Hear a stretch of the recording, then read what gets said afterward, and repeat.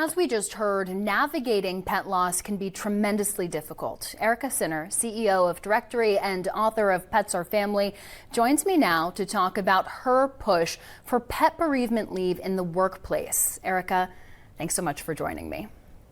Thank you for having me, especially to talk about this conversation. Yeah, what inspired you to become an advocate for workplace pet bereavement leave?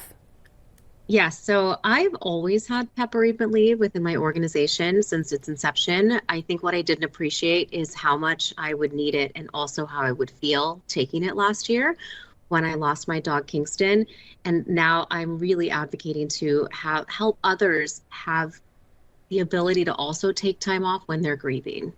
It's such an important thing that I don't think societally we think about too much, about how our pets really impact us in our day-to-day lives, and when they go, how much that impacts us. Why do you think time away from work for pet loss hasn't become more commonplace? I think as a society, we have a hard time with grief. I think we have a hard time talking about it. We all want to move back to being to normal.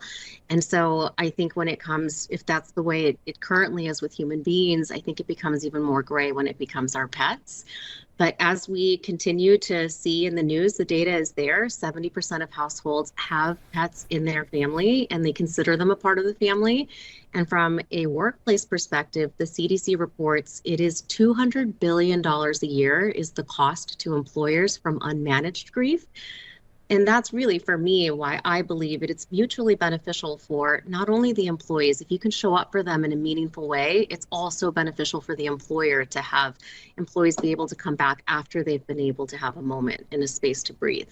Yeah, you led me right into my next question. In your experience as a CEO, you must see firsthand the benefits and impacts that this has to your organization and employees. What are the benefits for employees? And then, like you said, business operations as a whole. We know that people aren't operating at peak productivity when they're grieving the loss of someone so important to them. That's right. I think it's not only the quality of their work, but also how they're showing up in the workplace. If they are customer facing, client facing, they are representing your brand. And so I would believe from an employer perspective, you would want to have them be able to have a moment, but also for that employee, it could be really meaningful to show up for them by being able to give them a moment and recognizing the pain is real. Erica Sinner, thank you so much for joining me today. Thank you for having me.